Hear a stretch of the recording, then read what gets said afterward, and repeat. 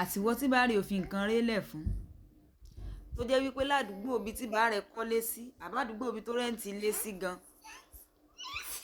kò sẹ́ni tó gbọ́ ti bá rẹ̀ ní dáadáa ó kọ bá rẹ̀ gan ládùúgbò ibi tẹ́ kọ́lé sí àbí tẹ́ rẹ́ǹtì lé sí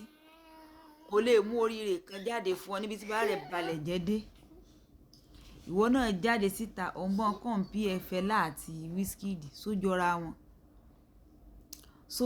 wọn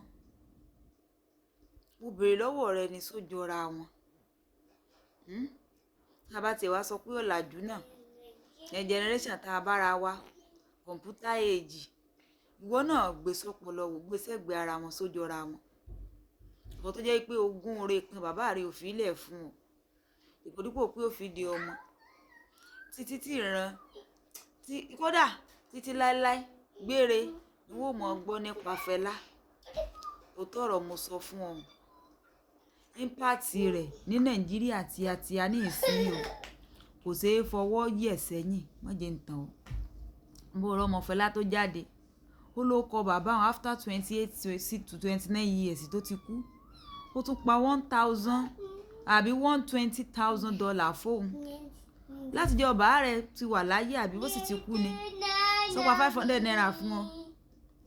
mo béèrè lọ́wọ́ rẹ sọ́pa $500 naira fún ọ dípòdípò dọ́là ọmọ wọ́n sì tún mọ́ ẹ jẹ́ lọ ni ìwọ náà wá jáde lẹ́yìn ṣe kinní ó tiẹ̀ tó kíní mọ́ ṣe ìwà kùsẹ́ lọ́mọjà lórí olówó ayé rẹ ni o ìwọ sá mọ́ tọ́ka